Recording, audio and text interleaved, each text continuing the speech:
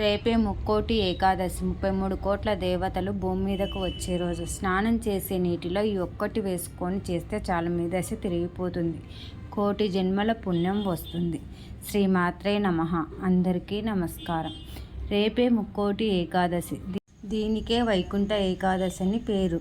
ఇది ఎంతో పవిత్రమైన రోజు. అయితే ఈ ముక్కోటి ఏకాదశి రోజు ఉదయము సాయంత్రం స్నానం చేస్తే నీటిలో ఈ ఒక్కటి వేసుకొని స్నానం చేస్తే చాలు కోటి జన్మల పుణ్యం వస్తుంది.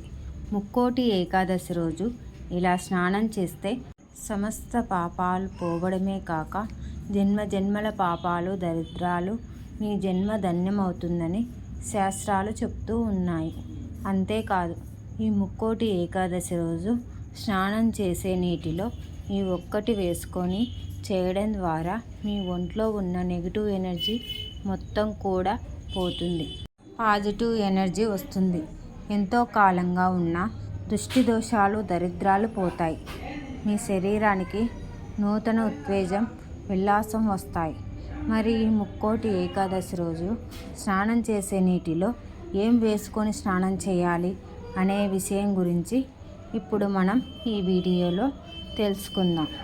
ఈ ముక్కోటి ఏకాదశి రోజు ఉదయం సాయంత్రం స్నానం చేసే నీటిలో 1 స్పూను సముద్రపు ఉప్పును అంటే కల్లుప్పును వేసుకొని కానీ లేదా గుప్పెడు తులసి ఆకులను చేతితో నలిపి నీటిలో వేసుకొని స్నానం చేస్తే కోటి జన్మల పుణ్యం వస్తుంది.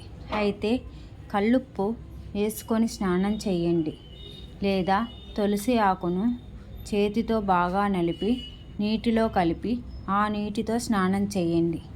ఈ తులసి ఆకులను పూజ చేయని చెట్టు నుండి కోసి తెచ్చుకోవాలి. అది కూడా ఏకాదశి రోజు కొయ్యకూడదు. ముందు రోజు కోసి పెట్టుకొని తెచ్చుకొని స్నానం చేసే నీటిలో కలుపుకొని స్నానం చేయాలి. వైకుంఠ ఏకాదశి రోజులా స్నానం చేస్తే ఆ నీటి ద్వారా సమస్త పాపాలు పోవడమే కాక జన్మ జన్మల పాపాలు దరిద్రాలు పోతాయని మీ జన్మ ధన్యం అవుతుందనే శాస్త్రాలు చెప్తున్నాయి. అంతేకాదు ఇలా ముక్కోటి ఏకాదశి రోజు స్నానం చేసే నీటిలో ఈ ఒక్కటి వేసుకొని చేయడం వలన మీ ఒంట్లో ఉన్న నెగిటివ్ ఎనర్జీ అంతా కూడా పోతుంది. పాజిటివ్ ఎనర్జీ వస్తుంది.